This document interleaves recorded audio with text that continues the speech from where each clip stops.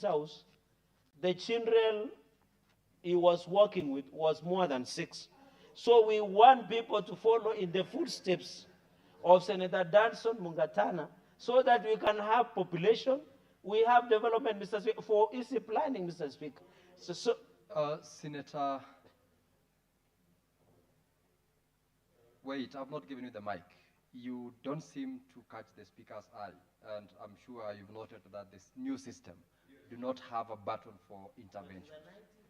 The only way you can catch the eye of the speaker is probably to raise up your hand and or shout. And Senator Kajwang, I noted that you are not at ease when Senator Cherargei was contributing. What is your intervention, Senator Kajwang?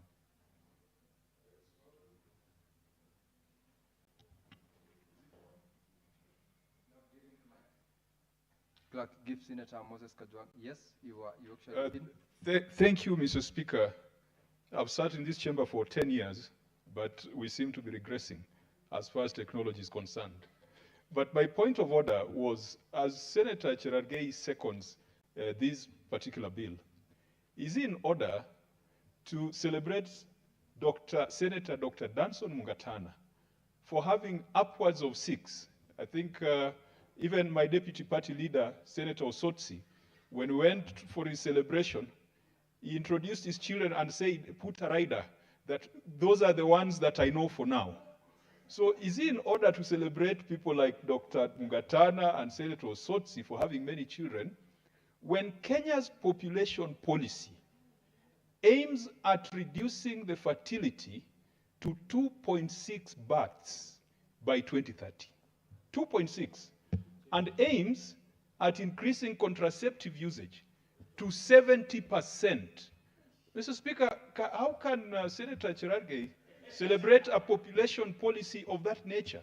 That Senator population Kajwang, policy should be shredded. Senator Kajwang, take your seat. Senator Cherargei's celebration was to the extent of the number of children that the Honorable Dr. Mungatana had on that particular day they met in the streets. He did not speak to the policy and thereafter. So, Cherargei, proceed to contribute on your point. I rule you out of order, Senator Kajwang. Senator Cherargei, proceed to second the motion. You know, my chair is in the eye of the storm this week, and it is understandable. But you know, Mr. Speaker, on a lighter note, you know, you cannot disclose the children of a Luya man because they are never known. They are all over like the Abraham season. So, Mr. Speaker, at least for Senator Dr. Matso Mungatana was, so the deputy party leader I know is my neighbor, and when we went for his celebration, we saw quite a number. Mr. Speaker, Nigeria is doing very well with 359 million. I think what I was referring to is to analysis of Kenya National Bureau of Statistics, Mr. Speaker, where they found in northern part of Kenya, a family has an average of 6 children. Mr. Speaker, this population density will go in hand with development.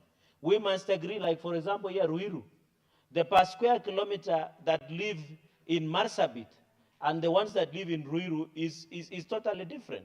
Within 1 square kilometer, you will get up to population of 12 households per square kilometer, Mr. Speaker. So that is my argument, Mr. Speaker, on the issue of human capital development. I'm happy the World Bank, Mr. Speaker, has recognized that human capital development is very, very important. And to the information of my chair of Public Accounts Committee, China is giving out incentives to get more children as a way of improving so that they can stop declining. I was, Mr. Speaker, with a friend who is a French, and they were telling me the more you give back, the more you get incentives. But I want to discourage the Kenyan government. Having people like Senator Otsosi, Senator Dr. Mungatana, if you give them incentives, including Okia Mutata, they might get up to 100 children, which will strain on our hard-earned resources in this country. So, Speaker, finally, because it's a very straightforward matter, or there was a, I don't know whether Senator, through the chair, whether Senator Kajwang was, Akuku Danger was a voter in his county. You should see the value of Akuku Danger because he has more than 100 children. The issue of IMF, Mr. Speaker, the issue of poverty index, this will go hand in hand with population. Mr. Speaker, this council is very critical because they will assist in terms of projection to Commission of Revenue Allocation, Mr. Speaker, to projections and midterm plans by both the national and county governments. Mr. Speaker, I think we will amend at the third reading clause number 8, Mr. Speaker, to ensure counties are and they are able to be part and parcel of this board, because we want them to have a fair share. Not the Council of Governors, because, Mr. Speaker, you and me know as lawyers that Council of Governors is not anchored in law. It's basically a club of professional gossip members that they need to transform. And I think those are policy issues, Mr. Speaker, we should be sitting to discuss. They should bring that to anchor. County Assemblies Forum, the SOCAT, AMCA Association, and also Council of Governors, Mr. Speaker. I have seen, Mr. Speaker, because this issue of population and development going on, and I want to inform the majority leader that the governors who are enjoying retreat somewhere in Kilifi, when most of their population are languishing in poverty, including in Kericho, Mr. Speaker, most of them are proposed equitable shareable revenue of 534 billion. And I want to appeal through the majority leader and members of this House, Mr. Speaker, through you, that our Finance and Budget Committee should not meet the Council of Governors to discuss anything in terms of resource allocation until they honor the constitutional obligations in appearing before the Senate committees, Mr. Speaker. That is the only decent way, Mr. Speaker. And my question, Mr. Speaker, in conclusion, why are you afraid to account for? Accountability is part of principles of leadership and integrity by Chapter 6. And Article 10, the rule of law, good governance. Good governance means that you are able to account for the resources you are giving. Mr. Speaker, if you feel the accountability is too much, take a walk, resign. Allow other Kenyans to occupy those offices. Mr. Speaker, even in your house, when I grew up, I used to see my mother oversighting my father. When he goes and sells a cow in Chepterit, there is a place called Chepterit where we sell cows every Wednesday, Mr. Speaker. I used to hear my mother asking my father, where are the proceeds of selling the cow? That is also part of oversight, Mr. Speaker. That is what Senator Osos is just asking. But now we are escalating to the level of the, Mr. Speaker. And I want to confirm to this House, Mr. Speaker, because we are discussing the issue of population and development, that as a committees of the Senate, we shall not be intimidated, we shall not be blackmailed, Mr. Speaker. You cannot buy a Christmas tree in December of 3.6 million, which is worth 120,000 shillings, and you expect us to clap for you or give you standing ovation, like Bungoma did. You cannot do an housewarming party for the speaker, like what happened in Viga, where Senator Otsosi comes, and you expect the committee to celebrate and give you a clap, Mr. Speaker. You cannot purchase 55.6 million worth of seedlings in Mandera, where drought is ravaging, and you expect the committee to celebrate you, Mr. Speaker. I want to celebrate, Mr. Speaker. I saw, Mr. Speaker, what shocked me is Elgeyo Marakwet County. They have what we call seedlings and biological assets of 274 million, Mr. Speaker. And when we found out, under the financial statements, 274 million, what is it for? We were told it includes semen. You know semen, beguza, the ones that are used to procreate. So we were wondering, how can you put semen as part of the assets? Do you expect us to sit and clap for you? We can, Mr. Speaker. We can. When you come to Nandi, Chepterwe has told hospital, Kobuja Sub-County Hospital has told, Kapsengere Hospital, I know Senator Utsosi knows Kapsengere Hospital has told, Mother and Baby in Kapsabet Town has told, leakages of revenue in Kaimosi Agricultural Training College, leakages of revenue, Mr. Speaker, in Kiborogo Tea Estate. You want us to give standing ovation to governors when they are mismanaging and running down our counties and not taking care of our value, Mr. Speaker. That is very unfortunate, Mr. Speaker. And even in Kericho, where the area governor of Kericho was opening substandard market stalls, Mr. Speaker, with pomp and color, with the governor of Nandi. In fact, the mistake that governor of Kericho did was to benchmark with the worst governor in the history of this republic by the name Governor. How can you invite? I saw, Mr. Speaker, I was embarrassed. And that project was done by World Bank, but it was messaged by the county, Mr. Speaker. In fact, I want to request the Committee of Trade to visit Kericho. I am told, even in Litein town, where he went to put Cabros, the governor, when it floods, there is no drainage. The whole county is turned into river like Nineveh or like Victoria, Mr. Speaker. The stores that are in Kericho town, they don't have even ventilation. They are substandard, Mr. Speaker. I want to request the Trade Committee to visit Kericho County to save our people from the Pharaoh, Mr. Speaker. We must save them. Mr. Speaker, I don't want to go further than that, but to say the rest of clauses are just clean up, and so that I can allow my colleagues to contribute. Mr. Speaker, population and development is very critical. That is what we support, Mr. Speaker. And I know as a lawyer, you know the projections we do as a country. You have seen John Badi, the CS of National Treasury, talking about inflation rate. The population pressure will continue, Mr. Speaker. In conclusion, Mr. Speaker, Nairobi is estimated to have a 4 million. Is it 4 million population, Mr. Speaker, if my memory serves me right? That 4 million population, 4 million, is occupying Nairobi, Mr. Speaker. 4 million. What does it mean? It has given pressure on sewerage, roads, water, infrastructure. Mr. Speaker, when you go to Kilimani, in conclusion, and you know all of us live in this city, the potholes that are in Kilimani is shocking. And the people who are destroying roads are people who are doing the county in garbage collection, because the Governor Sakaja tenure has become unfortunate and a disaster, Mr. Speaker. And I hope the MCS of Nairobi are watching this. We need Nairobi that is functional. We need Nairobi that has access to water. But I want to thank the national government for coming to rescue Nairobi from Sakaja's administration mismanagement in this department. Mr. Speaker, with those many remarks, allow me to end there and to second this bill. I thank you, Mr. Speaker. Senator Cherargei, on a number of occasions, the Speaker was tempted to remind you of the provisions of Standing Order 120, but even as you submitted, you made several detours under the rule of relevance, but you managed to bring yourself back on track. And it is important, though, to be reminded of that particular standing order. Now, Honorable Senators, I now propose the question that the Kenya National Council for Population and Development Bill, National Assembly Bills number 72 of 2023, be now read a second time. Honorable Senators, this bill is now available for debate.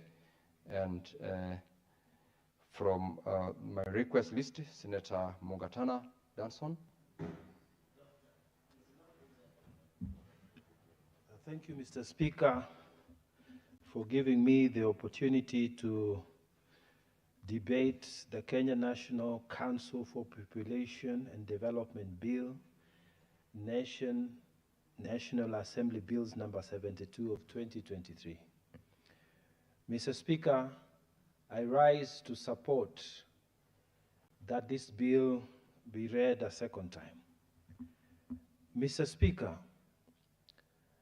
when we say that we want now, through this bill, to anchor the gazetted institution, the Population Council, in law, some people think it is just another thing we are doing.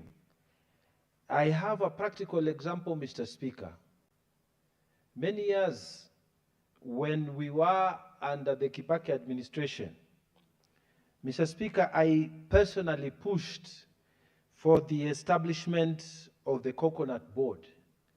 And the Coconut Board was set up through a presidential proclamation, and it was gazetted. But Mr. Speaker, without a proper law to anchor that institution, with time, Mr. Speaker, and administrations that followed, they were denied budgets, Mr. Speaker. They were not given a proper budget line. As a result, the Coconut Board went on to die a natural death. Mr. Speaker, so when we say that we want to anchor this particular institution, the Council of Population, in law, we are not doing something that is in the air. We are doing something that will ensure that this organization will continue to subsist even beyond the current administration and future administration, and it will only be possible to remove it if another law is passed that will remove this from existence. Mr. Speaker, I therefore start by saying that is a good move and it will help anchor the functions of this council. Mr. Speaker, if you look at the draft bill that we are debating today, there is a passage that I think the clause needs to be looked at afresh.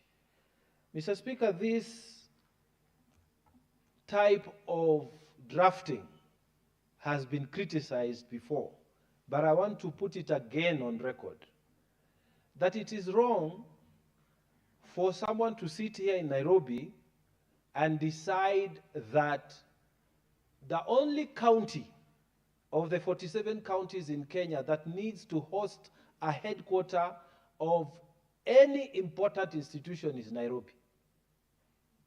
Mr. Speaker, why put it in the law that the headquarters of this organization will be in Nairobi? Mr. Speaker, what should stop in future for this organization to be headquartered in Tana River County? Mr. Speaker, this kind of central thinking, kind of centralized thinking, as if we have only one county in the rest of this Kenya, we should discourage it.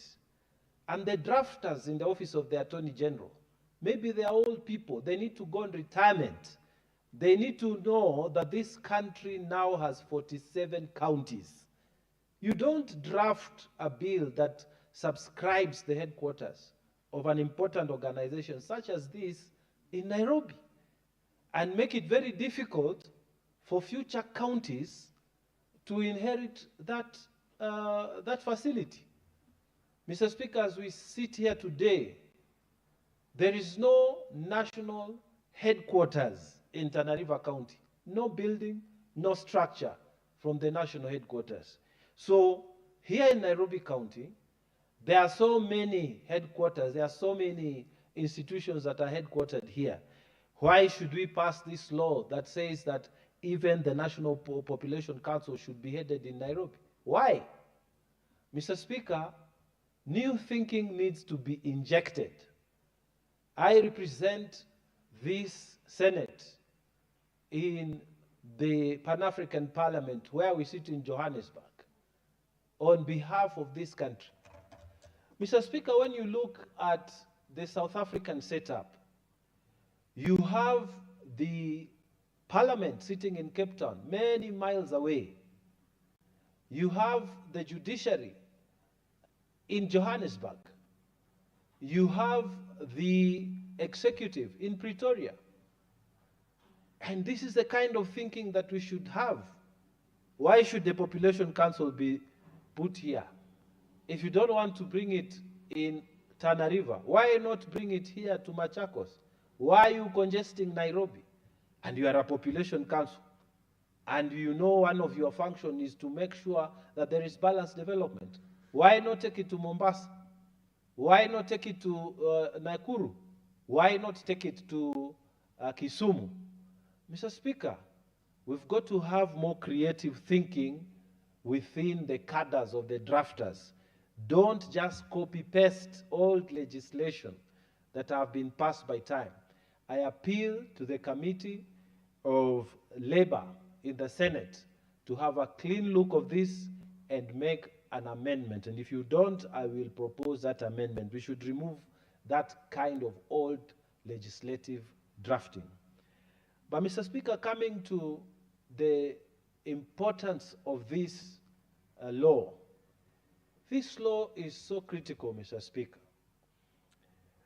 It is so critical that we should have a proper population council, and it should be funded adequately. Mr. Speaker, we were in Uganda for the East African Games. And for those like me who would go out to jog outside, just there in Kampala, you would see a very nice big building that is the center of population statistics in Kampala. Kenya, we don't have that. And Mr. Speaker, this is a smaller economy by far, but they have started doing things that are even surprising us.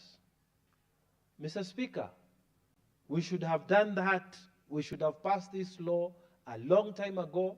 We should give adequate facilitation, adequate funding to this organization when it is anchored in law. Why? Because, Mr. Speaker, its functions are very important. When you come to youth and employment, many of us in our age now, we have children who are graduating or are in postgraduate in university. And these children are all coming out in their thousands every year into the job market. Mr. Speaker, we need a strong population council that is anchored in law, that will be able to do planning. For example, Mr. Speaker, we'll need to have a plan on industrialization. Where are these industries supposed to be? How should we locate them? When the potential investors come to Kenya, where should they be encouraged to go? What are the demographic trends that will guide location of factories, amongst other factors? So that, Mr. Speaker, we can use the data, accurate population data, to enable proper planning for the youth population that is coming out. Mr. Speaker, health facilities.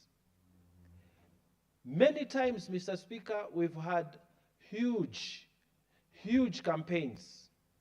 We say we want to eradicate polio campaigns. We want to give mosquito nets, anti-mosquito, anti-malaria campaigns. Now, most times, Mr. Speaker, what we have seen is very unscientific and very discriminatory practices coming from the Ministry of Health headquarters. Because what they do, they say we are distributing these mosquito nets on a pilot scheme. And then the bosses there, the pilot will go to their counties. And then after 6 counties are done, you'll be told that pilot project disappeared. So then you'll find counties where malaria is actually a threat, such as Tana River County. You are not on that pilot project, you lose out. Mr. Speaker, with a strong population council, supported by law, grounded and anchored in law, and supported financially, we will have proper statistics that, Mr. Speaker, will inform government planning, will inform health planning. Mr. Speaker, even in education, how many times have we said that there are places in this country, there are counties in this Kenya, where within a radius of 50 kilometers, you have, I don't know what university, another university college, another university, another university. And Mr. Speaker, some other counties do not have a single university campus. And Mr. Speaker, Tana River County just has a plan from the Great Lakes University that this year, now they will establish a campus, the vast one. And Mr. Speaker, government planning that is skewed politically Government planning that is not informed by scientific statistics takes place because we don't have a strong population council.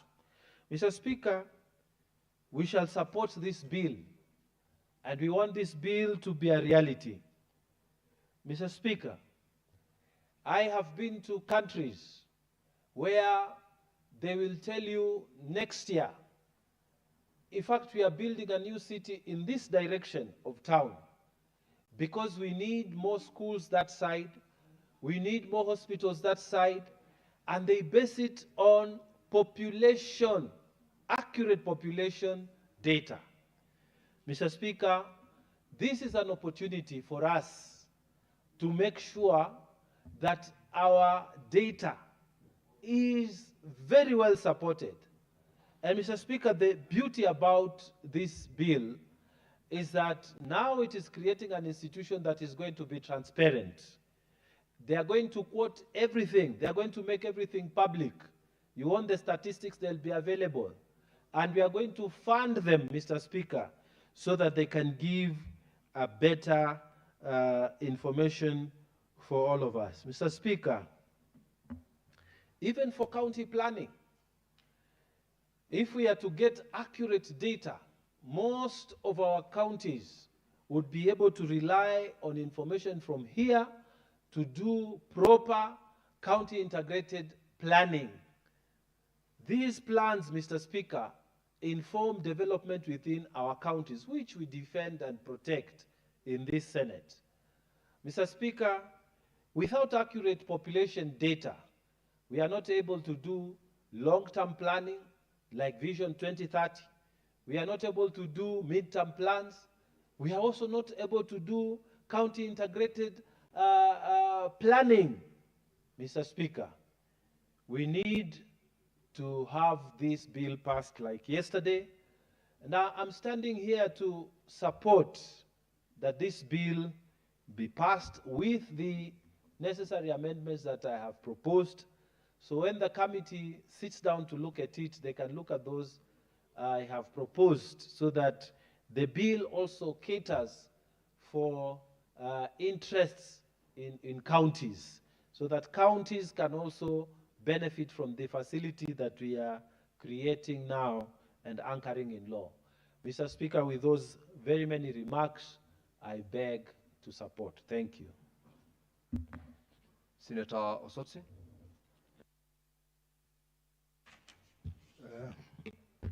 Thank you, Mr. Speaker, for the opportunity to contribute to this bill, the Kenya National Council for Population and Development Bill 2023. Mr. Speaker, I understand that this bill is supposed to enact into law an already existing body called the National Council for Population and Development, which is existing based on the State Corporation National Council for Population and Development Order 2004, which means, Mr. Speaker, this body has actually been in existence, but what this bill is aiming to do is now to put this body as a statutory body in law. Mr. Speaker, I appreciate the need to do this because population is a very important data for this country, because population is central to our planning. Population is central to our development, and basically every aspect of our development is based on the population. For example, Mr. Speaker, when we talk about sharing revenues in our counties, the formula that we have just passed a few months back, population was a very important variable in that formula. So population helps us to determine how much each county should get. Mr. Speaker, population is also key in delimitation of our electoral areas in this country and is provided for in the Constitution. Population is also key in our budgeting to determine how resources will be shared across the country. So population is a very, very important data variable in this country. But Mr. Speaker, as has been said by the majority leader, the population data that we are relying on is incorrect, Mr. Speaker. And this was confirmed via the court ruling, that the population census data that this country is relying on is inaccurate. And Mr. Speaker, you know that a lot of government resources was used to come up with that census, and census is done after every 10 years, and it is quite surprising that a country can spend billions of money to carry out a census only for the results of that census to be declared incorrect and invalid. I think someone should have been responsible for that mess, Mr. Speaker.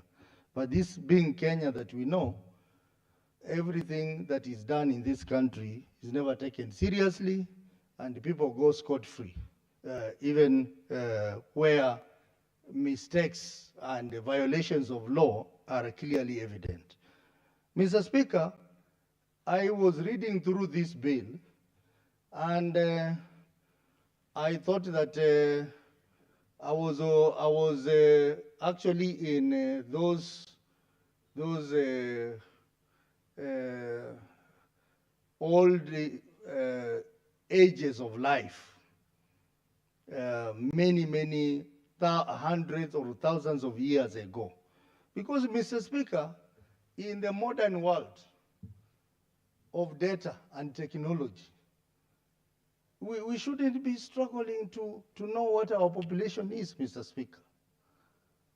You can imagine that this country takes 10 years, and then they conduct a survey called the census, which does not give good results, and then 20 years later, they discover that they have been relying on wrong data as their population. Mr. Speaker, in the modern world, it's very easy to determine what your population is at the click of a button, Mr. Speaker.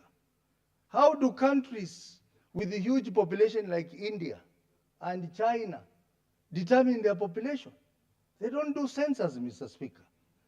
It is very easy to know how many Kenyans are there, because when a child is born, he's given a birth certificate. When someone dies, he's given a death certificate or a burial permit. Where does this data go to, Mr. Speaker?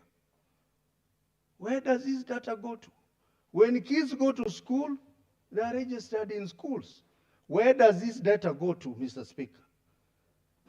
Mr. Speaker, we wouldn't be wasting a lot of money conducting census to determine our population when we sit on this data every day, Mr. Speaker.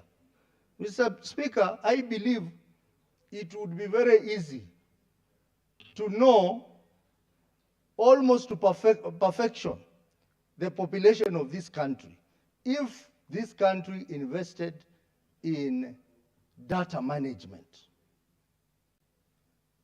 And Mr. Speaker, countries that are succeeding globally are countries which have invested in data management. The United States, Mr. Speaker, will continue to be a superpower in this world because they have invested in data. That is why they are even paying to get our health data, because they understand the importance of data. We are in this confusion, Mr. Speaker, because we do not know how to tap our data, Mr. Speaker, how to manage our data. Why would you have a body composed of 13 people on the board, on the council, and they still cannot be able to determine the population of the country, Mr. Speaker. When you can determine this by a click of a button, Mr. Speaker.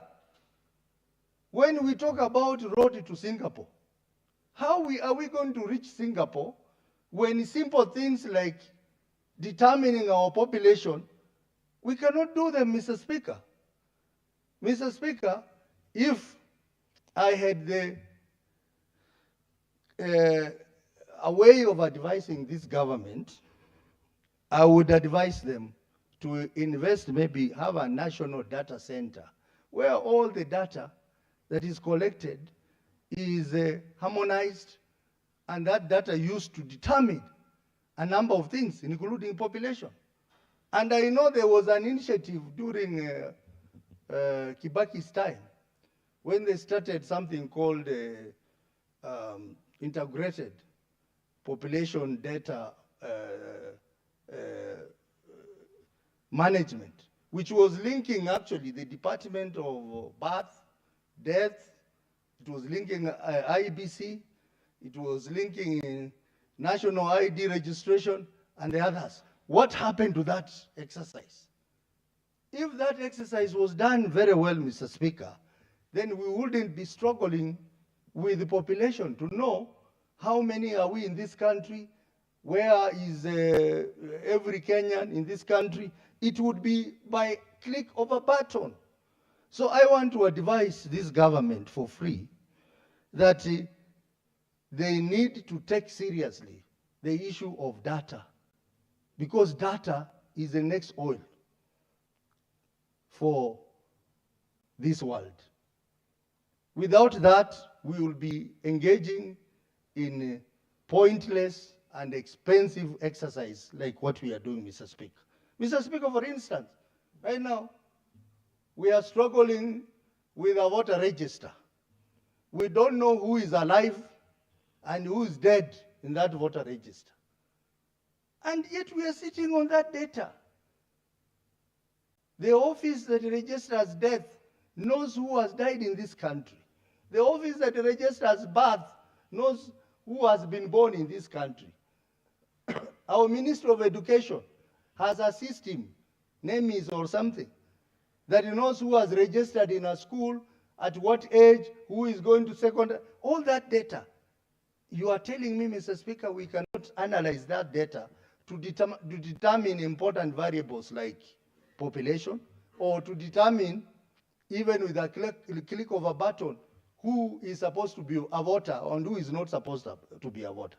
IBC is now asking for billions of money, Mr. Speaker, to conduct voter registration, when all they need is to invest in technology and get this data by a click of a button, Mr. Speaker.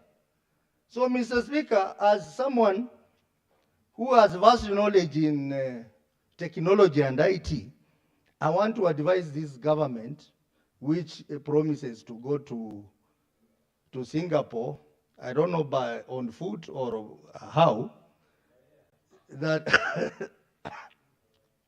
Senator Munkatana is saying by air. I don't know how they will go if we cannot do these simple things, Mr. Speaker, because I believe that going to Singapore is not just brick and mortar, Mr. Speaker, but some of these things, simple things, can aid our going to Singapore very easily if we have the right data in place. And we'll do a lot of saving. For example, what is really the function of this board, Mr. Speaker? When the same work they are doing can be done by other government departments. For example, when I look through this bill, it reads like another bill we passed here for National Bureau of Statistics, Mr. Speaker. The Ministry of Planning conducts some of these things. This can as well be a department within the Ministry of Planning, Mr. Speaker. Why should it be an independent statutory body, Mr. Speaker? Why do we keep on contradicting ourselves as a country? A few months back, we were told that they were going to merge various parastatals to reduce on the wage bill and also to reduce on government expenditure.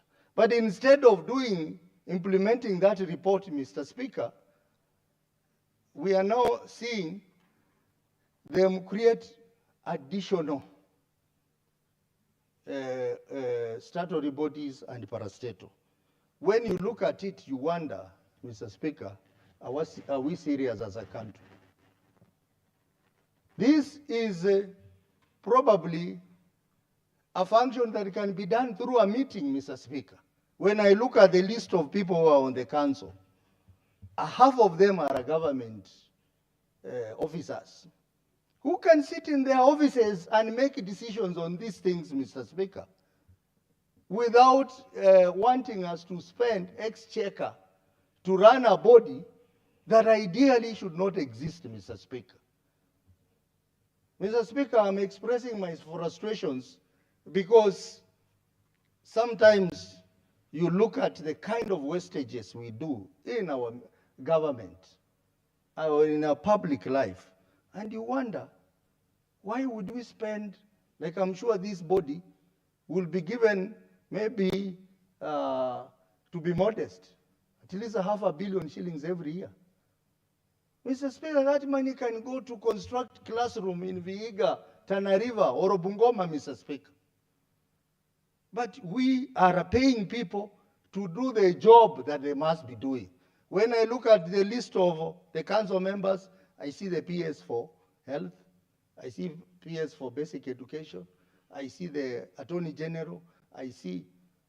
Why can't they just sit in their offices and do a meeting and have these things done, Mr. Speaker, without occasioning the need to set up a parastatal or a body that is going to consume money, Mr. Speaker? So, Mr. Speaker, even as I support this bill, I have to voice my concerns on the plunder of resources in our government through establishing some of the bodies which ideally duplicate the work of other bodies within government. Mr. Speaker, coming to the issues of population in our counties, I think one of the most important innovative things that the Senate should do is to give capability to our counties to also participate in determining population of their own counties. Because the current population data that we have is wrong. For example, when I look at my own county, where they say our population is around 600,000 people. But ideally, we are over 1 million people, Mr. Speaker. So counties must have a strong say in determining population for their respective counties. Mr. Speaker, even as we talk about counties, Mr. Speaker, allow me, because we are talking about population, and therefore population goes with the resources. And the resources goes with accountability. Mr. Speaker, the issue of accountability must now become a very important factor in appropriating money to our counties. And I think maybe, Mr. Speaker, the Finance Committee should lead the way, that the formula for division of revenue to our counties, we must find a way of incorporating an element of accountability. There are counties that receive a lot of resources that are passed by this Senate, and they are not accountable, Mr. Speaker. They spend all that money through corruption, Mr. Speaker. And when this House questions their corruption, they come out fighting, Mr. Speaker. Mr. Speaker, I'm surprised that the governor has issued a statement saying that they are not going to appear before this House. And they made it loud. But some of them have been approaching us. They have been approaching our committees and telling us, please, Chair, give me a good date when I am coming. Give me a good time when I should come. But when they go to the public, they want to play to the gallery and say, senators, we are harassing them. even the chair of COG, who is a very notorious governor, Mr. Speaker, in terms of appearance before Senate, he has written to CPAC asking for an earlier date. But outside there, he is cheating his other governors to boycott coming to the Senate. We have said, Mr. Speaker, and Mr. Speaker, this is not out of tune with what we are discussing, because population is part of the shareable revenue. We have said any governor that refuses to come to pick and pack committee, that governor number one is going to pay for the expenses of the meeting. He is going to pay for the allowances of the support staff who come from COG, from COB, from OAG, from EACC, from Treasury. And he's also going to pay our allowances for sitting in those meetings. Number two, Mr. Speaker, we are going to recommend to this House that those particular counties which are notorious, which will not appear before these two committees, those counties should be left out from the disbursement schedules that we are going to pass, be it shareable revenue or be it additional allocation that we are going to pass. And lastly, Mr. Speaker, we must find a way of incorporating accountability component in our formula, so that the counties which are notorious in plundering of resources, or which are not appearing in Senate, or which have bad audit reports, Mr. Speaker, those counties must also face the pinch of not being accountable, Mr. Speaker. And those governors must be ashamed for their action, Mr. Speaker. So, Mr. Speaker, this House has to be firm. In fact, I was just discussing with my colleague of PAC, Senator Kajwang, that is a high time that this House came up with a list of shame. To shame those governors who have bad audit report and have a bad record of appearing before the Senate to respond to issues. Mr. Speaker, if we do this, we will be instilling discipline in our counties. And Mr. Speaker, before I end, EACC, the EACC, where are they, Mr. Speaker? Mr. Speaker, if you look at our report, nearly all the reports we have recommended that EACC investigates. Senator Otsotsi, unfortunately your time is up, and the chair will not allow you to extend. You have made your point. Take your seat. Senator Wafula Wakoli. Thank you, Honorable Speaker, for this opportunity, and members for your contribution. I want to pick up from what my brother from Vihiga County has said, that wherever we are discussing issues of revenue allocation, Honorable Speaker, and all of us senators have always been up in arms that our population is rising, the pressure on the exchequer is rising, and many other parameters that we apply to distribute the resources. That is the time our good friends, the Council of Governors, will always be nice, gentlemen and ladies, courteous, religious, African in nature, just because the coin is dangling and the coin must be delivered to them. But when it arrives, Honorable Speaker, our good friends become vultures. They become vagabonds, Honorable Speaker. And I want to pick it there and say that not only CPIC and PAC that are sharpening their legislative knives, Mheshimiwa Mugatana, you know this, that any other committee in the Senate is not ceremonial. All committees have the legal tools and ammunition to deal with truant governors hiding under the Council of Governors. So as a chair, former living chairman of agriculture, we will now even go deeper into the details the matrix, the logistics that are put in those committees that we lead. So that as much as Osotsi and Senator Kajwang are squeezing them, we are also going to milk them and ensure that the taxpayers' money is protected. For example, Honorable Speaker, you find somebody saying, we have 6,000 peasant farmers in a county. But when you ask them to give you data of the farmers, Honorable Speaker, they fake the ID numbers and the names, and with dry eyes table those documents to Senate. Honorable Speaker, this bill is going to give us the legal apparatus to be able to manage this situation. We have a program, Honorable Speaker, of governors feeding children, ECD children, Honorable Speaker. When you ask them, what data are you relying on to feed these young children? They don't have any. Some of the county governments do not even facilitate these young children to get birth certificates. But they are busy running with packets of flour, packets of milk, sacks of rice. But when you go to the real figures on the ground, some of those children have never seen a cup of porridge.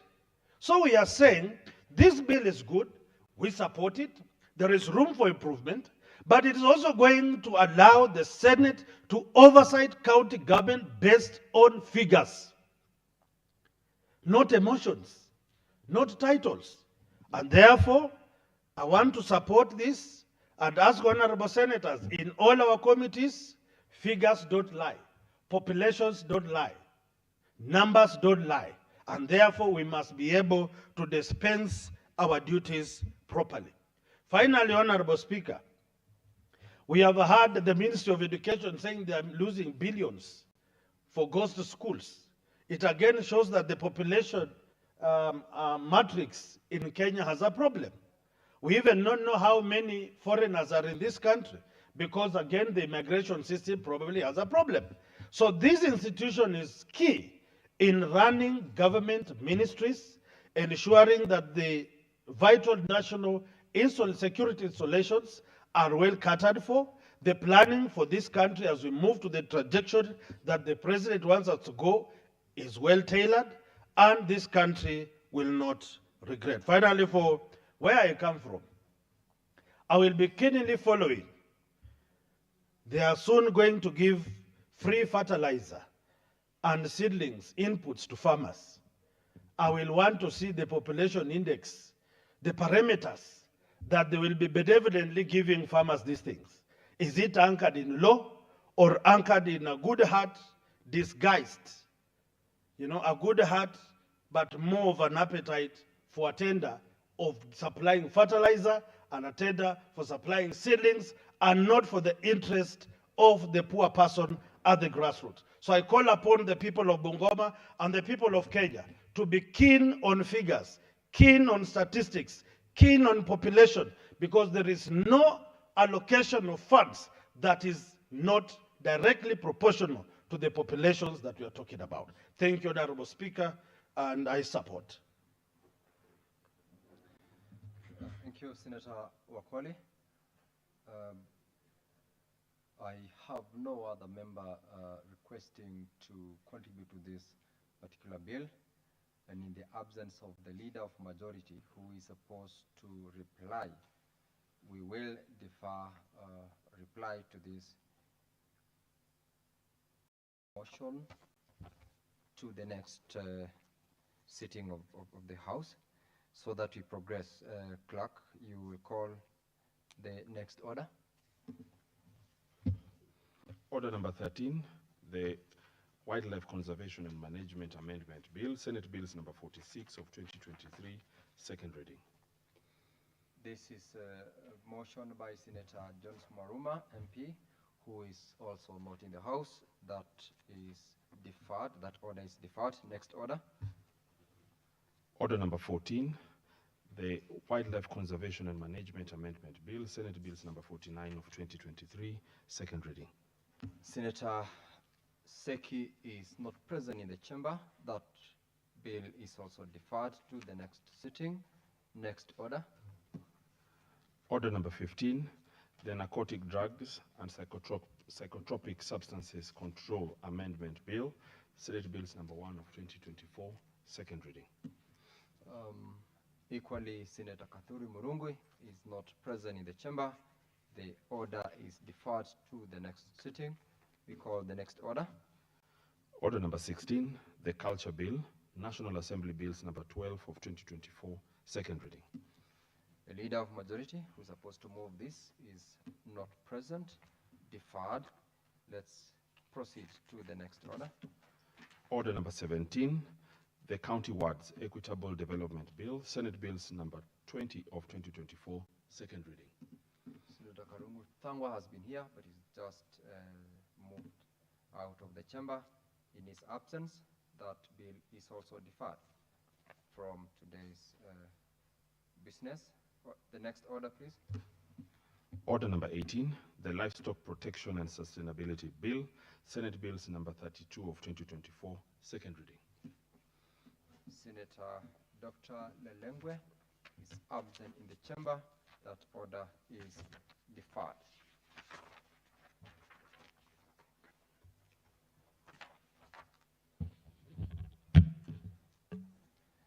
Now, honorable senators, there being no other business on the order paper, the Senate stands adjourned until tomorrow, Thursday, 12th of February, 2026 at 2:30 p.m.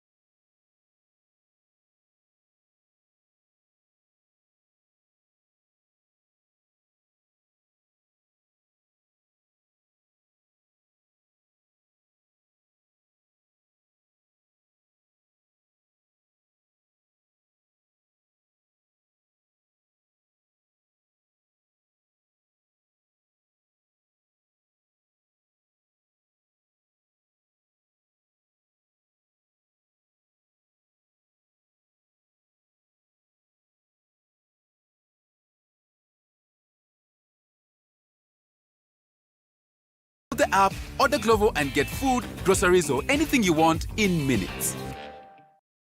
Take a look at your money. Joining me to have that conversation this morning is an economist, and his name is Dindi Nyoro. Good morning, and thank you for joining us this morning. Morning to you, Mr. Getok.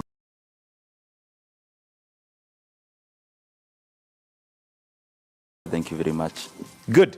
Let's start with loans, because I grew up in an environment where I was made to feel like loans were literally, it's like taking, a stone, a very heavy stone, tying it to your neck and throwing it into the ocean. Is that a fact? I think there is some fact in it, especially when you talk about personal loans, because personal loans is actually a product of instant gratification, where you want something now. If you want to drive a car, you want it now and you can't wait. Regardless of what happens, whatever easy way I can get it, let me get it. Exactly. But there is one segment of loans that can be encouraged, especially the kind of loan that encourages investment. For example, if you have a business and you need to expand or enlarge your business and you need more capacity, you need more capital, that is allowable. But I have a big problem myself, and I'm sure even Kenyans who are viewing have a big problem when we take loans for consumerism, loans that encourage us to buy expensive things that necessarily do not give us value, but they are highly priced. Let's try and divide these two kind of loans so that it's very clear, because I may argue that if I am taking a loan for a car, it is an economic benefit to me. Reason being, it gets me to work on time, or again, depending on why I'm buying the car. It may be because I am, far from where I am, so I need some convenience to get to where I'm going on time. It helps me manage many more things. So how do we divide and know this is a good investment or not a good investment? Any loan you take that encourages you to spend more and not to make more is a bad loan. Any loan you take to buy a smartphone, for example, a loan you to buy a sofa set, but that an imported smartphone one, might be the portal that I'm using to enhance and get more business. Unfortunately, it keeps me online. Unfortunately, we don't do it for those reasons. Okay. Unfortunately, that car we buy, we actually never buy it for convenience. Most times we buy that car to be seen that we have a good car. And I don't think that is the right direction. But again, that's the segment of personal loans, where you buy an expensive suit, not necessarily because you are going for an interview, you need to get a good job. You are just buying it mostly for show off. To belong. Yeah, to belong. But again, if you take a loan, for example, to use the same example, to buy a car for your business. Let's say you have a fruit distribution small business, and you need a small van, maybe to start distributing it to more people and more retailers. Then that is a good loan. You know why? It is the same business that you repay this loan. Any loan you take, and whatever you are buying, if it's a smartphone, will not generate enough money to pay itself, then that is a bad loan. That is a bad loan. And it will lead you into a hole. And I've seen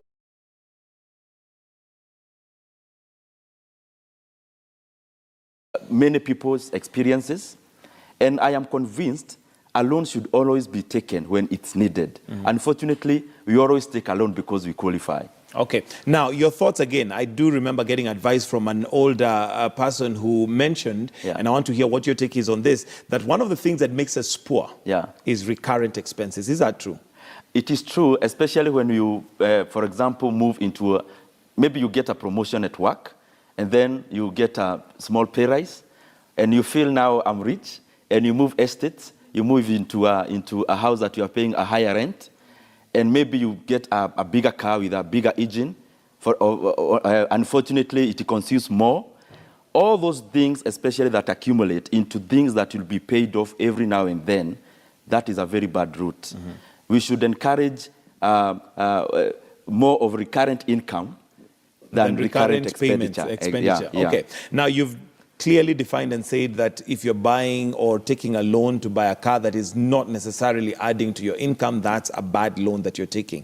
And a good loan would be one that you are possibly going to make income out of it. How do I know a good loan depending on what factors should I check out for a loan? Because as much as I am taking a loan for a business, it may be a very high cost that I'm paying that may not pay back later.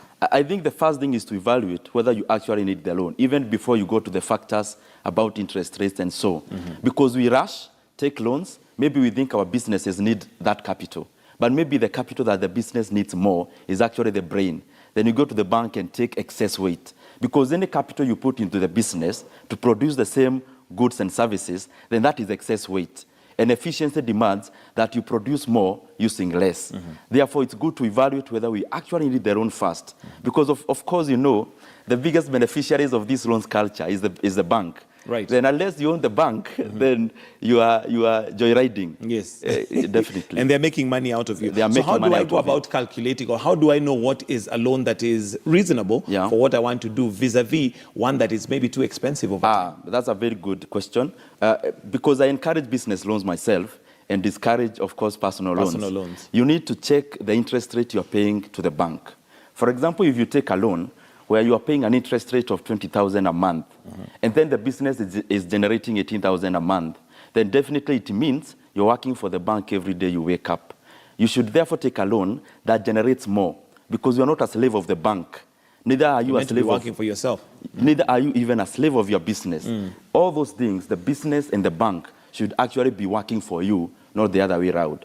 Therefore, when taking a loan, it's good to evaluate whether enough money is being generated to pay up the loan and the interest rate, and then enough is left for you as part of a thank you note for you taking the loan and, of course, making money out of it. Run me through the actual calculations, because what you'll find is that majority of us get into business by chance, such that you start running. Let me just use an example, a boutique. And you go to Turkey, come back, and you realize that if I had come with more stock, if I had come with more shoes, more trousers, I'd have made more. Because if per trouser I'm making, say, 300 shillings, or maybe, let's be a bit generous and say 2,000 per trouser, if I had come with 20, I would have. So you go through those mathematics, and then here is a bank, because they're looking for attachers, they've pushed you an SMS and told you, you know what, you qualify for a loan, a Valentine's loan of 3 million shillings. So when you do the calculations and think, if I go to Turkey and come back with a huge amount of clothes, then I'm making money. Is that a reasonable? Mr. Getoga, unfortunately, and I've seen it, and I'm a product of it too, failures and, of course, successes.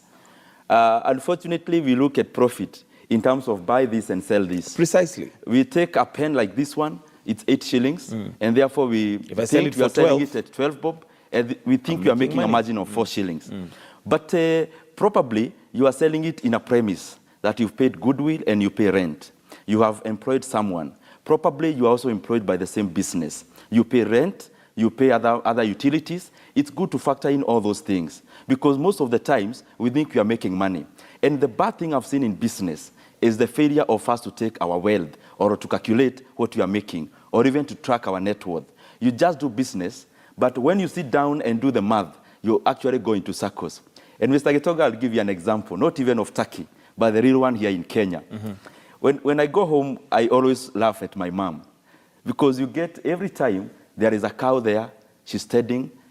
When you tell her to calculate what she actually gets out of it, it's a zero-sum game. Now, this Christmas... But for her, she wants milk. She gets milk at the end of the day. But maybe the cost of that milk is actually higher than buying the packed one. And like this Christmas, we went home, and I'm sure I'm saying this for the benefit of viewers. Then she had some 2 pigs. To her, that's a business. And it's a business many Kenyans are doing, small-scale farming. But once you calculate the input vis-a-vis the output, then you realize you've been a slave for something that yields nothing. Actually, it sucks your blood, it sucks your energy, and you get nothing out of it. Now, for the common mwananchi, help me calculate, or at least get a formula to know how much my input is and output. And I'll use the same example you've given of pigs, because I may feel if I rear this pig to a point where it is taken by those who make sausages or whatever they do, pork, whatever, they probably buy it maybe, what, at 10,000. But when I look at my input, I maybe buy grain to feed it every so often, where I maybe spend 1,500. Of course, if I add it up, it maybe even go beyond 10,000. But because of the convenience that I don't have to pay a lot at once, how do I actually calculate my profit? Your profit, I'll use the same example of pigs and cows because most Kenyans have them. If, for example, you buy a piglet and you want to sell it, I'll use a more facile figure, maybe a number like 12 months. You want to sell it after 12 months. There are feeds, there is labor, maybe they employ you, maybe you are the only worker. You should calculate what is the current general labor cost in that area. you add it up to there. Then you need to add up even your conveniences. For example, you may have 2 pigs, but you can't even visit your daughter in Nairobi because you are tending them. You can't leave them. You can't leave them. So all those things, you need to quantify them. And at the end of the day, unfortunately, you realize most small businesses, most small-scale farmers, most small-scale micro businesses, we actually make losses, but for fear of evaluating and finding out that, we live in the dark. And we prefer the dark than the light. Yeah. So how do I calculate? What is a profit? Is a profit, you give an example. If I buy a pen at 8 shillings, yes, sell it for 12, yes, is that a profit? We can call it gross profit, the 4 shillings. But of course, there are other things like rent, if you have a premise. There are other things like the transportation, if you got it from the manufacturer, and maybe you have a shop. All those are costs. They need to be factored. And I'm sure everyone with a shop or even a boutique or even a stall, they know all those costs. You should factor them in, and they actually help in determining your selling price. Because most of the time, we undersell our products. Maybe you have a book, you look at competition, they are selling it at this price, and therefore you just ride on that price. Without realizing, maybe you are just going into circles. And once you do that month, it helps you to find economies of scale, even in production of whatever you are selling. You might realize you have been buying this pen at 7 or 8, selling it at 12, and you feel you are like making money. But if you calculate and realize there is actually no money being made, you may actually find more avenues and better avenues of buying the same pen at much a cheaper price. Yeah. Or hiking up your price now to make money on it. To make some margin out of it. Or even close shop altogether. Oh yeah, that's another option that many of us don't like to explore. Let's go back to the loans. Yes. So now here I am possibly thinking I need to expand my business. First of all, what should advise expansion of a business? The first parameter to consider is actually demand, because a business have 2 sides, supply and demand. The supply side is the business side. The demand side is the consumer side. If, for example, you are producing juice, whatever should lead you into expansion of that business is the consumer. If you have a bigger market and you feel you cannot satisfy the market, that is when you go into investing more. Because you may have a glut. You may have a company, you're producing these commodities. And then for the purpose of feeding, you're expanding, you continue pumping in capital. Then you produce commodities or services that have no consumers. Therefore, the first parameter to consider is definitely demand. And the businessman should always test demand, so that every time the demand goes higher, then you should up the supply. And upping the supply means putting in more resources. Not necessarily money, but all the other resources put together. Therefore, that is one of the considerations. Yeah. Are there scientific ways of measuring this demand? Because here I am. Yeah. Again, let's go back to the pigs and the cows, because that's where we started off. If I have 2 pigs and I'm selling them at 5,000 each and make whatever amount of money I'm making, I may be under the stupor that if I had 50, my profit goes up. Yes. But how do I measure the demand? How do I know that it is actually required?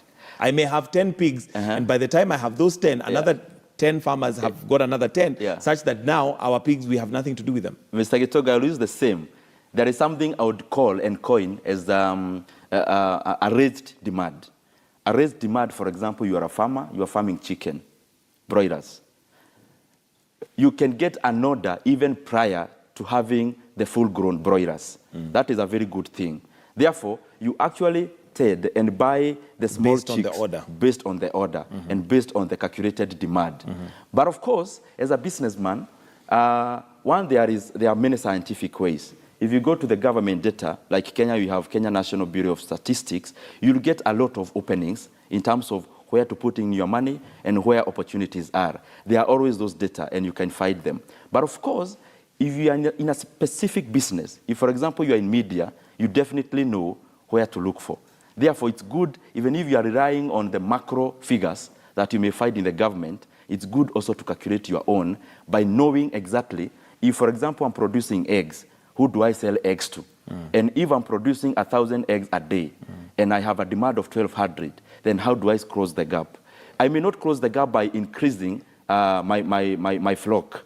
I may actually even bridge the gap by becoming a broker of the lesser demand, that is the 200. Okay, and maybe in retrospect, maybe especially if it's quail eggs, quail eggs had a way of beating that demand. Let's look at another aspect of loans, because you'll find there are those who are in business, there are others who possibly are employed, but you need a bridge in between. And what I mean by that is the person who's doing business may not have access to a loan. Because you and I know that when you go to a bank, the first thing they ask for is bank slips and how much you bring in, pay slip rather, how much you bring in. And here is somebody who possibly is employed, but has now access, but doesn't have the time for business. Is it a safe thing to do, to take a loan on behalf of? It is one of the worst things to do. You are taking a loan on behalf of someone. You don't own their agenda, neither do you have control of where your money or the money you've taken from the bank will be doing. A loan should always be given to the person who is demanding it, because they know what they need it for. Therefore, I cannot encourage, for example, you tell your sister who is a teacher to take a loan for you because you can't qualify to take it. Therefore, I cannot encourage that. But if it's a teacher taking a loan to do something, especially that you generate income, then so be it. So be it. Let's look at another aspect, which is now getting into partnership with family members. Is that something you would advise? And the notion normally is, because we are family, we actually don't need any legal framework. We already have a legal, what did I call it? A social link. A blood link. I think business partnerships, not necessarily family, is something to consider very seriously. I've done something called venture capital myself. And I've realized, because I've lost money in it and made some money in it. And I realized any partnership and anything of getting together to invest is never an investment of idea first. It is an investment for that person. You invest in the person first. What do I mean?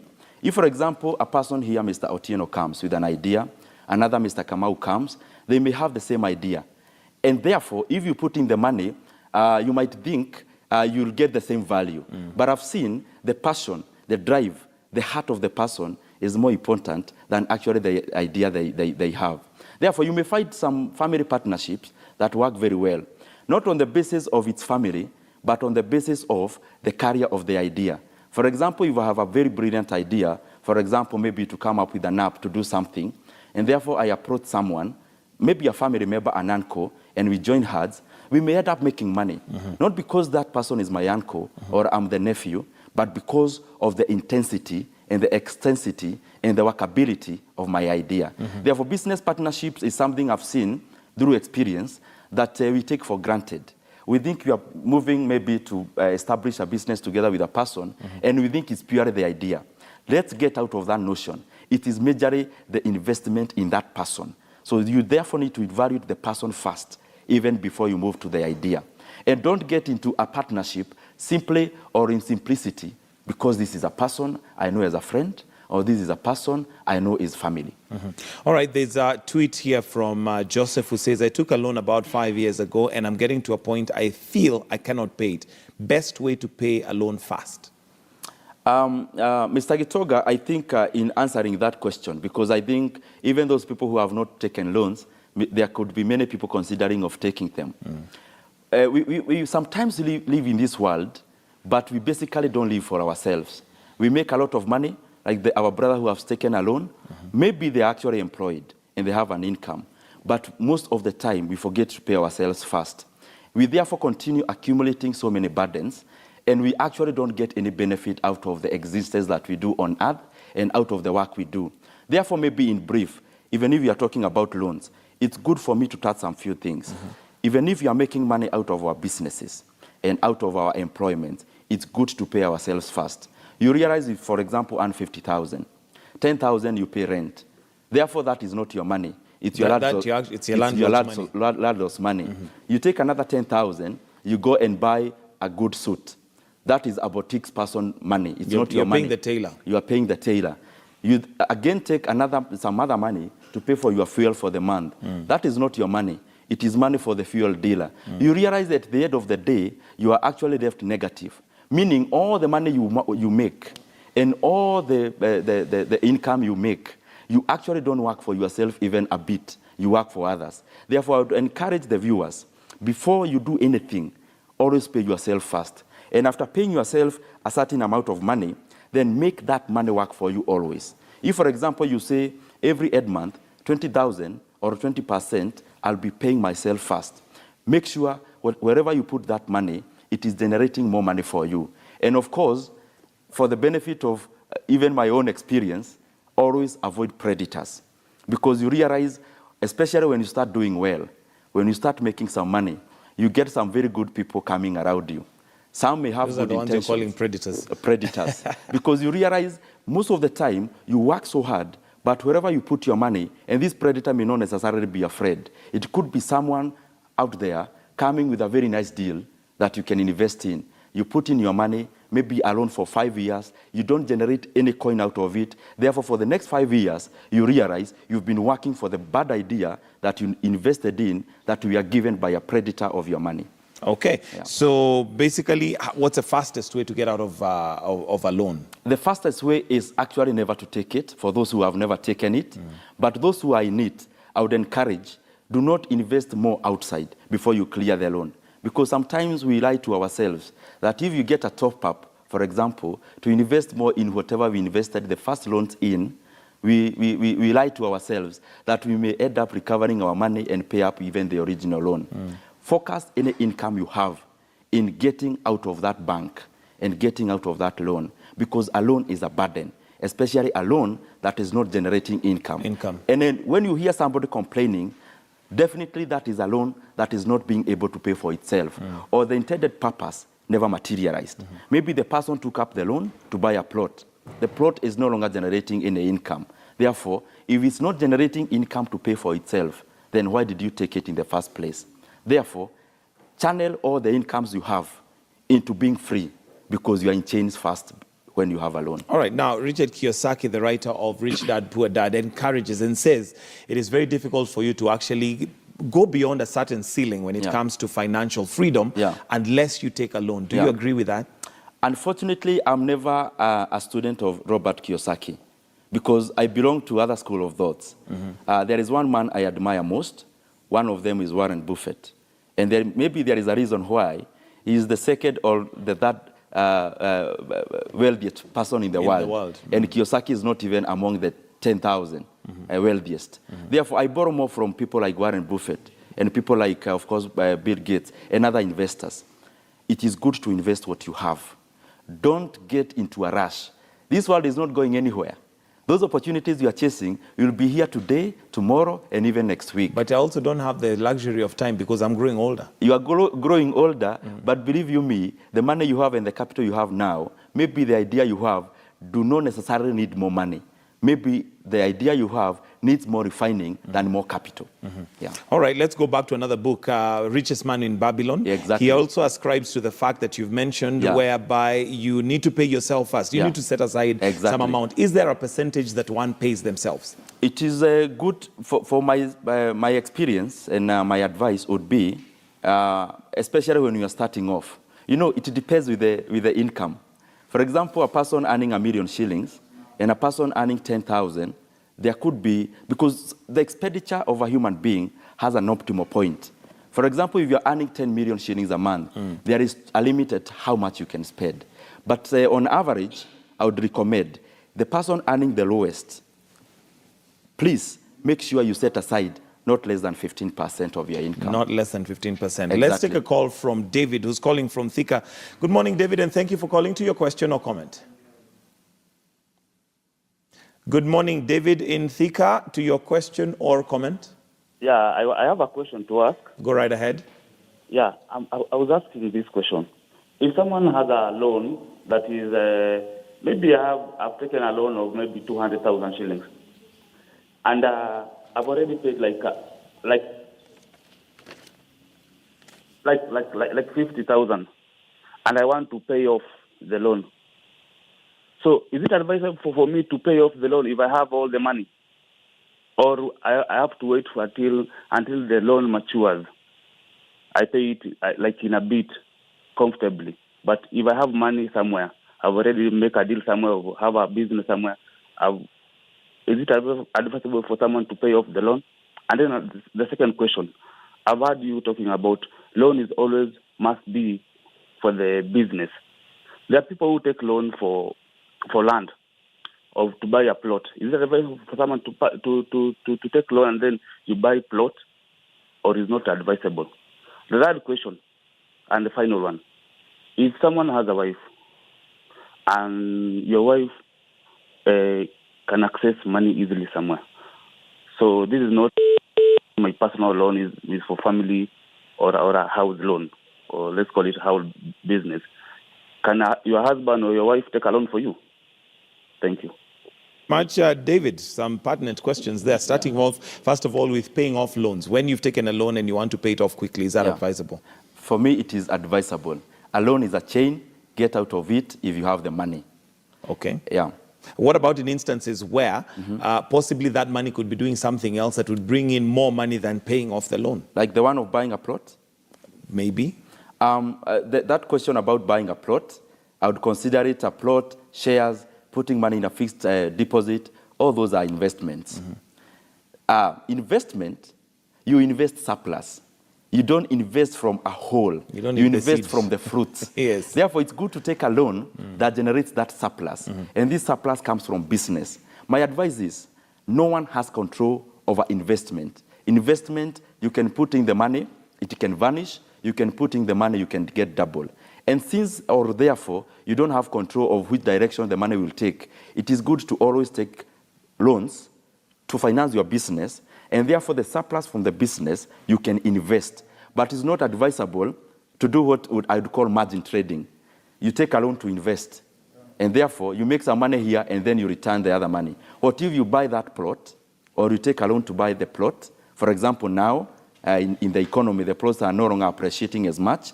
What if you take that million to buy a plot, and then the plot, there is no buyer and is not appreciating? It therefore means all the interest you are paying every month is actually lost money. Okay, final question on taking a loan for a spouse. Very briefly, is that advisable or not? Taking a loan for a spouse, I don't want to break homes. But definitely, there should be a very distinct line, especially when a spouse is one person, so to say, or as a Christian, we are told so. Therefore, if you're taking it especially to expand something or to bring in more income, then you may consider doing so. But unfortunately, in many instances, those kind of loans have led to increased incomes, but also broken homes. Increased broken homes. Thank you very much, Ndindi Nyoro, who's an economist, for filling us in on loans and investments. And that's where we'll have to wind up because of time. But before I wind up, Michelle Ngele, I don't know if you had any questions or comments regarding loans and money. I mean, the only comment is this is a very, very incisive interview because so much information guys don't know about loans and how to pay them back. You know, I think it's really good for finances. I've learned a thing or two. Yeah, I think we should carry on the conversation because we didn't even touch on cooperatives and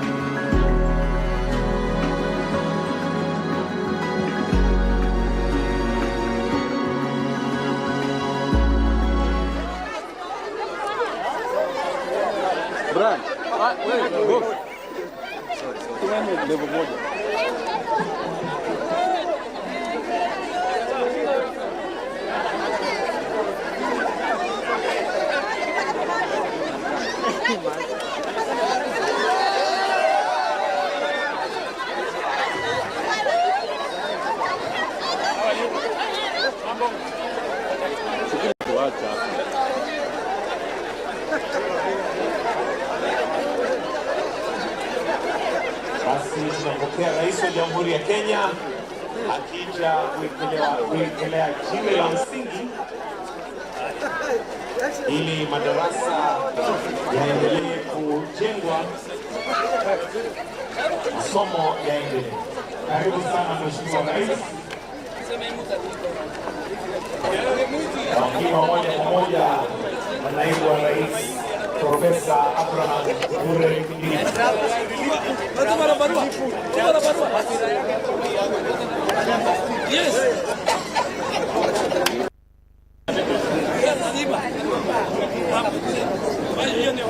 Sabuni uko ndani ya mengi.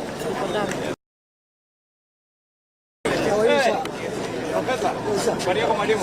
Very good. Asante sana. Hello, how are you? Habari yako Esther? How are you? Very good. Hi. How are you? Habari yako? Very good. Hello, how are you? Very good. You look familiar. Tunge. Yes. Yes. Fikirini. How are you? Leo umezama. Basi Mheshimiwa Rais kwa maelezo.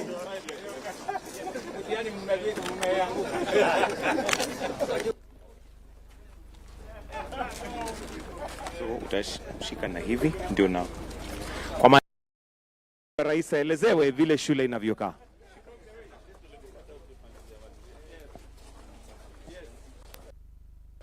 Welcome, Your Excellency. My name is Engineer Mol Duncan. How are you? Nzuri sana.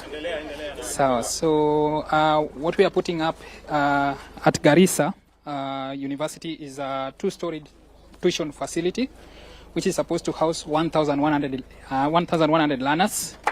And it's due to the proposal that you sent to Madam Karen Basie, and she was able to send us here to come and put it up. From it being two-story, maybe I can explain what we have at the ground floor. So at the ground floor, maybe if I can just explain from what is behind us here. So this is the ground floor. So we have the auditorium, which is able to house a total of 500 learners. So it has two levels. It has the ground floor and the first floor level. Then we have two lecture halls at the ground floor level that are also able to house 100 learners each. Then we have a lab, the science lab, and we have the innovation center, which is also able to house 100 learners each. So when you come to the first floor, just as I informed you that the auditorium covers two levels, so it's a double volume. So we have 200 learners will be at the first floor level and 300 learners at the ground floor level. So at the first floor level, we also have the science lab, and we also have the ICT lab. Very good. And then we also ICT can accommodate how many students? 100 as well. Okay. Yes, and we have an innovation center which can also accommodate 100. Very good. And as part of the works, this is going to also cover the equipping. So we are constructing and equipping it fully at a total of 279.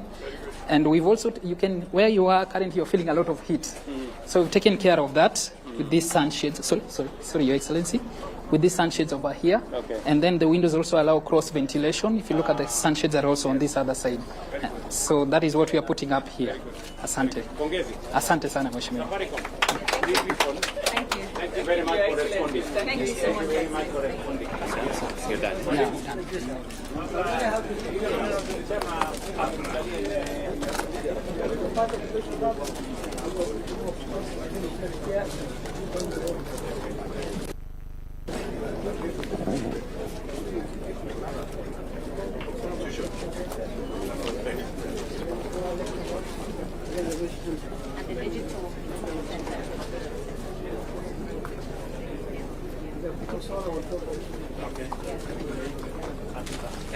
Basi sasa Mheshimiwa Rais ataenda kwa kufungua kwa bamba, ikiwa ishara ya kwamba tayari hizi classrooms ziwe tayari kwa muda mfupi. Tumpigie makofi tafadhali. Hongera, Your Excellency.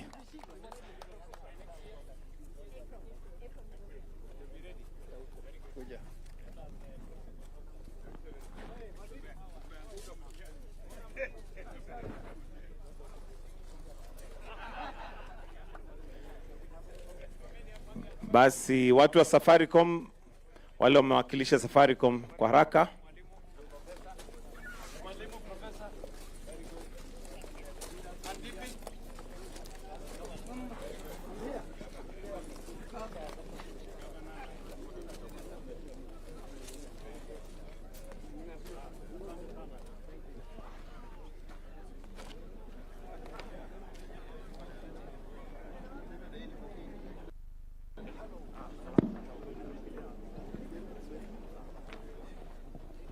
Basi sasa Mheshimiwa Rais ataenda kwa kuwekelewa kwa jiwe la msingi ili tujue ya kwamba tayari huu mjengo sasa uendelee.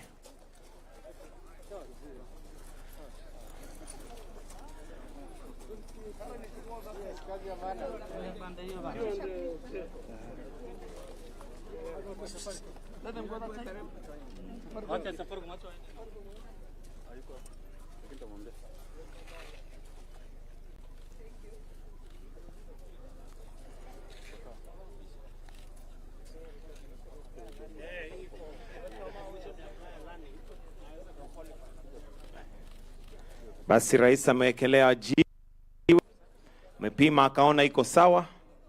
Sasa kujaza simiti ili msingi uwe umesimama imara kabisa.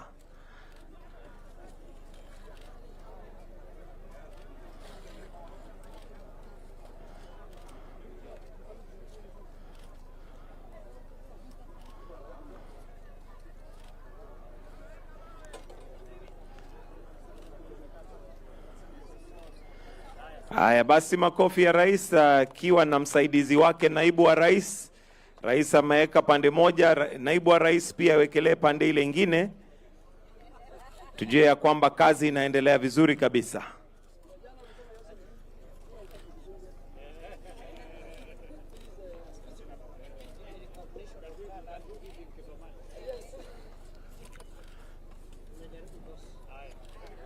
Makofi kwa naibu wa rais, pia amewekelea simiti ili jiwe la msingi lishikilie kabisa. Na sasa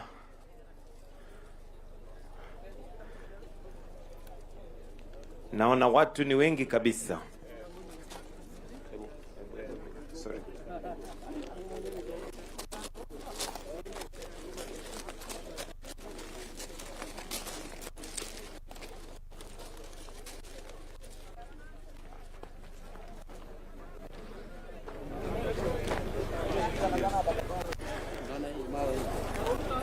Wenyeji tuko tayari.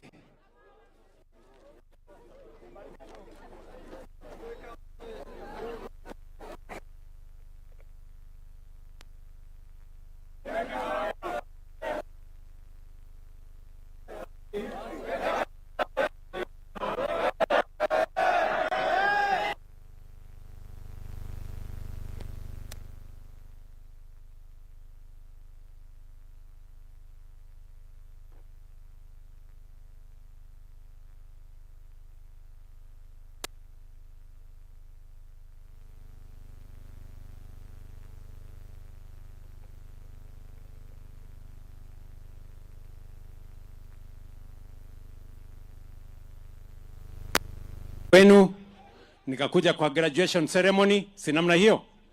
Na wakati huo niliwaambia nitaenda kutafuta marafiki ambao watakuja kutusaidia na infrastructure ya Garissa University, si namna hiyo? Leo mimi nataka nishukuru Safaricom Foundation. Friends, I did commit when I was here last year that I was going to look out for friends who can support this institution as we expand the infrastructure for learning in Garissa University. Today, I proudly say, friends of Garissa County and also my friends in the Safaricom Foundation, today they have come here as the commitment I made last year Now today we are coming to start this innovation center that will have facilities for learning, facilities for teaching, offices, and ICT hub, and all the other associated infrastructure in Garissa University. I want in a very special way to thank Safaricom Foundation and other friends who have come through to support this great university in Garissa. Simuwapigie makofi jameni. This facility, I am informed, is going to cost 279 million, and it will be complete by April next year. So you guys are going to have an opportunity to learn in a better environment, in better facilities, so that you can develop knowledge, you can acquire more expertise and more skills as you seek to serve your nation as business people, as professionals, and in all the other fields. Na kwa sababu hiyo, mimi nimefurahi sana kufika hapa Garissa siku ya leo.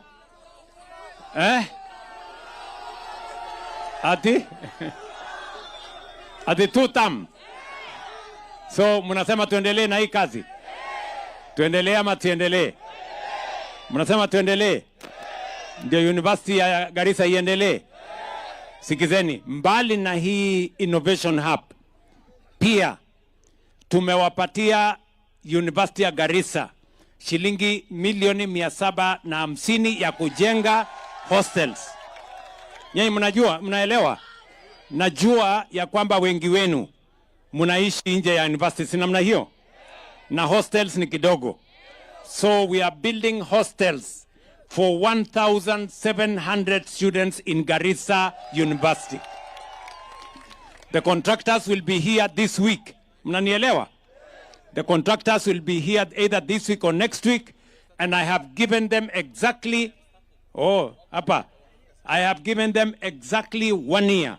They must complete hostels so that you guys can have a place where your residents can be and you can learn better and contribute better to the development of our country.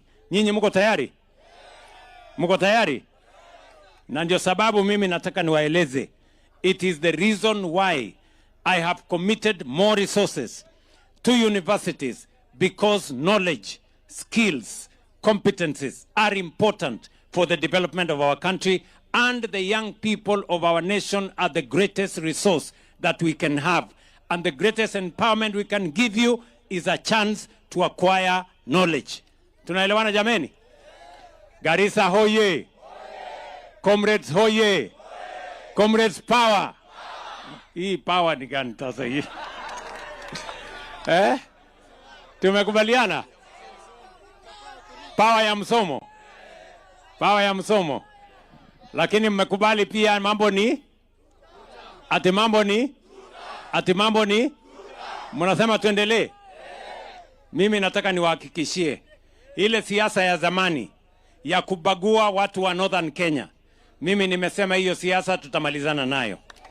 Siasa ya ukabila, siasa ya chuki, siasa ya ubaguzi, tumesema haitaendelea Kenya tena.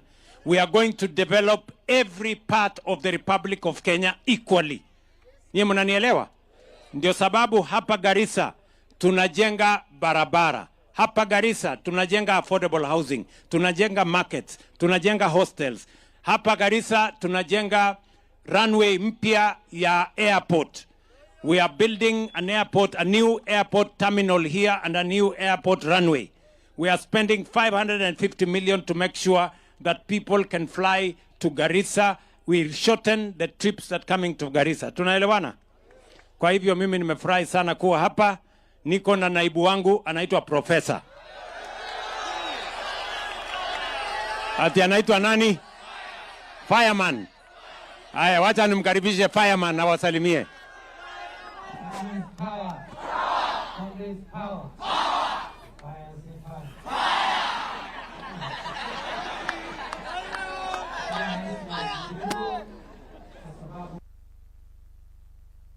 Wako ambao umetuwezesha katika hii Garissa University tuwe na miundo msingi ambayo inaendelea.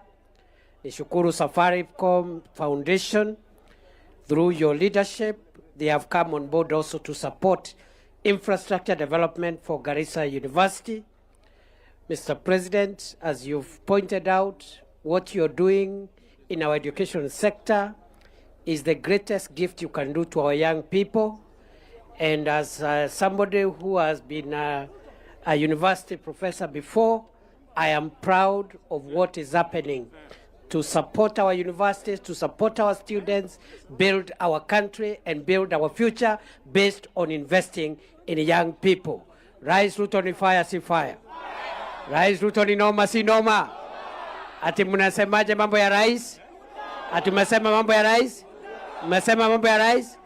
Asanteni sana, Mungu awabariki. Ni mbwekse si mbwekse. Simumesikia hiyo maneno ya hostel hapa imeanza. Na given them every next year because we want to transform Garissa University. Ninyi mko tayari na hiyo maneno? President ya union.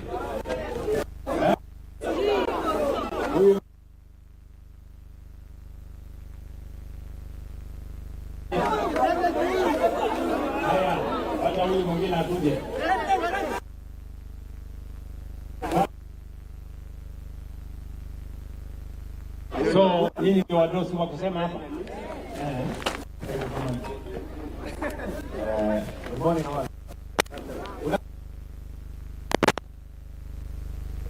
To see our president here, we are very much thankful for what he has done. The Safaricom block is already ongoing, and we have seen that there's affordable housing here again. Hostels, yeah. So we are very much thankful for that. And comrades power, two-term. Tunasemaje? Two-term. Tukikula lunch tutafurahi sana. Yes. Sasa wewe. Huko kwenu. Yes. Kwani wageni ndio wanaulizwa lunch ama nyinyi? Ina depend nani ndio ako na karatasi. Ina depend na mwenye ako na karatasi mingi pesa. Cheo, mtu mmoja ako na cheo. Yes, cheo. Pesa, money. Yes. So mnasema niweke mawe?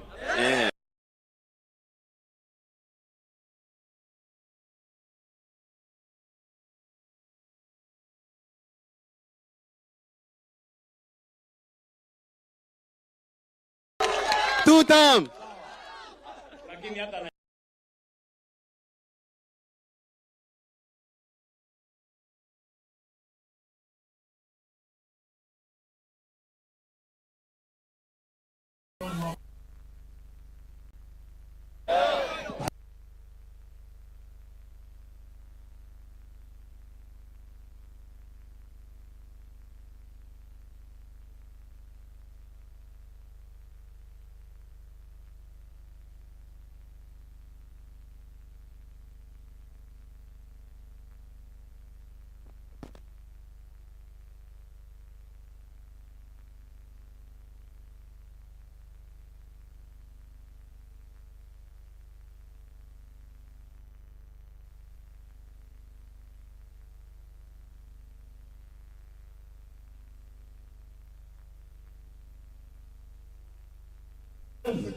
Comrades, a short man is not a boy. Comrades,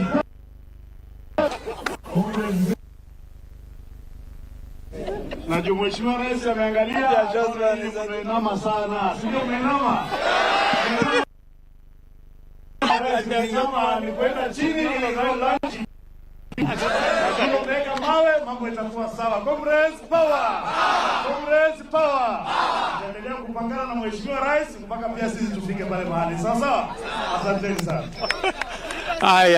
Haya, tumekubaliana. Mawe iko msijali. Hata kokoto iko pia. Na simiti. Ama namna gani? So niko na hawa viongozi wengine wote, sisi ni ndugu moja, sisi ni jeshi moja. Hawa ni watu wa Safaricom. Huyu mrembo, kuja hapa we mrembo. Huyu mrembo ndio anasimamia hii kazi ya Safaricom. Mnamuonaje?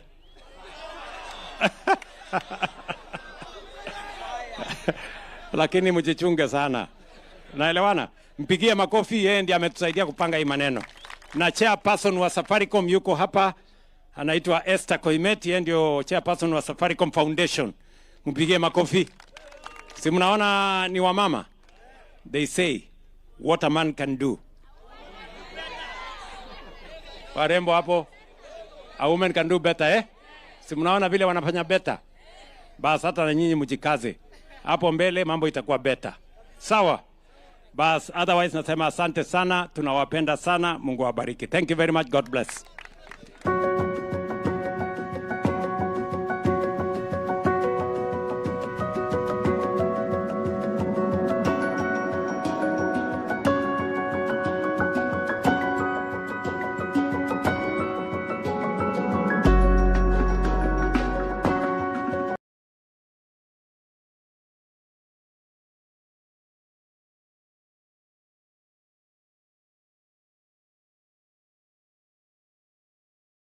Round of applause for Thank you very much, my good brother Wallace. Let me first thank the organizers of this conference. This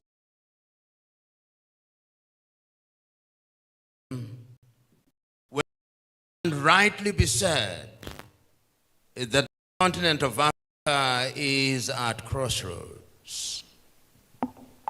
Just this morning, I received a post from a good friend of mine from Liberia. And in that post, he says poignantly, why is it that Africans are so concerned about the conflict in the Gaza Strip and the conflict between Ukraine and Russia, with our media houses reporting it on a daily basis? Yet there is a conflict in Sudan, which has occasioned perhaps the worst humanitarian situation in the recent past. When there is a conflict in southern Cameroon, where children have not gone to school for many years.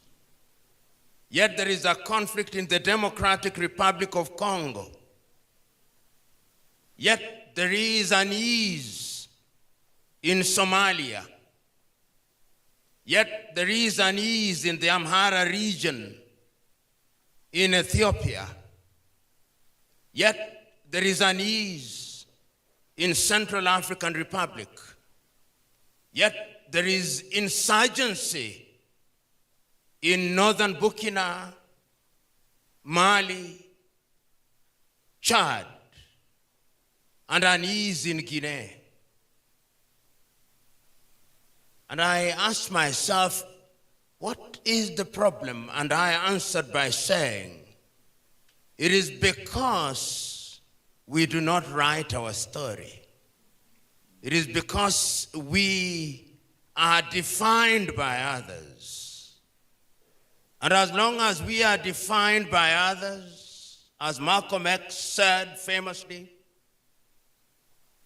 unless the African in the continent is respected, no black man or woman will be respected outside of the continent of Africa. There is wisdom, therefore, as my good friend Dr. Shem said, for us to begin to ask the question, who are we? And what can we do to regain confidence and to regain our rightful place in the world? Nostalgically, we talk about Mansa Musa and how his pilgrimage to Mecca changed the world. We romanticize our past. But the reality is that our continent can do better because she did many years ago. I remember reading one of the most iconic speeches ever delivered by an African in the year 1906 at the University of Columbia by South Africa's Pixley Kaisaka Seme, The Regeneration of Africa. That speech went into history, talked about the pioneering movers of Pan-Africanism, such as Sylvester Williams, such as Marcus Garvey, talked about many things and said that Africa must regenerate. He reminded his audience on that day that the African spirit remains unsettled. 12,000 ships took off from the western coast of Africa to the Caribbean. 12,000. 1.8 million lost in the seas. We do not know how many died when they arrived. 6 to 10 million taken to the Arab world, with 99% of the men castrated. That is Africa for you. Then after they were done with slavery, they came up with the colonial project. They sat in Berlin, parceled our continent into 54 units, which we still kill and maim for in order to retain boundaries created by the colonizer in Berlin. Then today they refer to our continent pejoratively, I suspect, as Francophone, to mean we are speaking French, not Bambara. Anglophone, to mean we are speaking English, not Gikoyo, not Luo, not Kiganda. Lusophone, to mean we are speaking Portuguese, not Ovambo and Ovimbundu. Then they came and changed our names.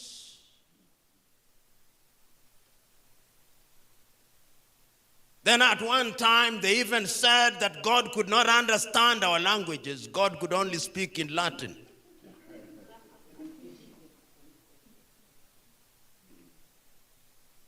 And that is what defines us even as we speak today. So that when we talk about the African diaspora, even our gravitation is holding all factors constant to those who colonize us. If you are in Dakar in Senegal, your true north is Paris.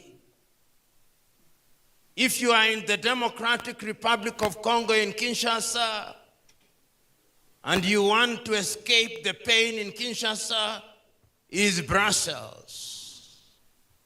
If you are in Luanda, Angola, or Maputo, or Praia in Cabo Verde, your gravitation is Lisbon.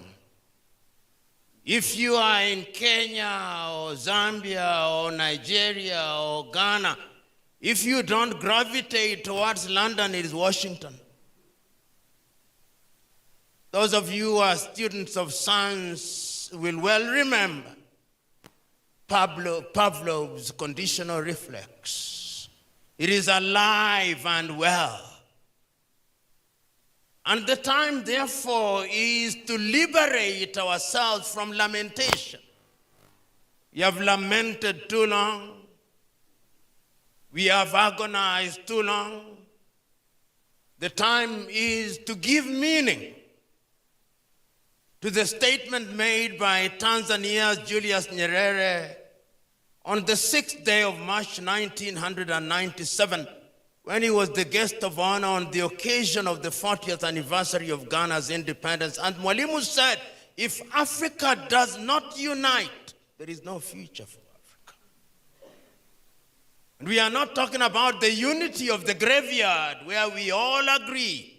No, it is unity of purpose. Today, many African governments have ministries of foreign affairs with an appendage called the diaspora, even diaspora desk, but they see you as they see gold mines. It is your dollar that they are interested in. It is your pound that they are interested in. It is your euro that they are interested in. They do not see the human resource that you are. As I speak to you now, some of our best men and women are outside of the continent. Our best engineers are to be found outside of the continent. Our civil engineers are to be found outside of the continent. And it's the Chinese who are building our roads, a paradox and an irony at once. That is where we are. Today, our best doctors are to be found outside of the continent. So that when our leaders in